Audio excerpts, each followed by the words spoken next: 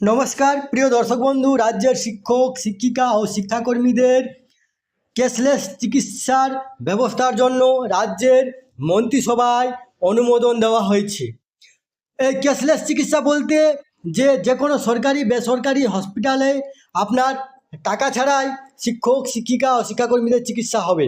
আসুন আমরা ভিডিওর মাধ্যমে দেখে নেব যে এই নিয়ে কী লিখেছে পত্রিকা দিয়ে। তার আগে আপনারা অবশ্যই আমার চ্যানেলটি সাবস্ক্রাইব করবেন এবং সবার আগে ভিডিও নোটিফিকেশন পাওয়ার জন্য সামনের যে বেল আইকন আছে সেখানে প্রেস করে নোটিফিকেশন অল করে রাখবেন এবং ভিডিওর সাথে লাইক কমেন্ট শেয়ার করবেন। তাহলে দেখুন এই নিয়ে পত্রিকাতে কী লিখেছে।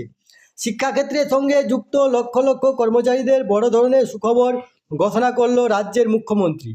মন্ত্রিসভার বৈঠকে মাধ্যমিক ও বুনিয়াদী শিক্ষা বিভাগের অধীনে কর্মরত শিক্ষক ও শিক্ষক কর্মী এবং তাদের উপর নির্ভরশীল পরিবারের সদস্যদের নগদহীন চিকিৎসা পরিষেবা পাওয়ার অনুমোদন দেওয়া হয়েছে। সরকারি এবং বেসরকারি হাসপাতাল উভয় ক্ষেত্রেই এই নগদহীন পরিষেবার সুবিধা পাওয়া যাবে।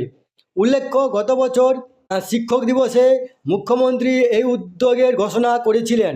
মন্ত্রিসভা এখন আনুষ্ঠানিকভাবে এটি অনুমোদন করেছে।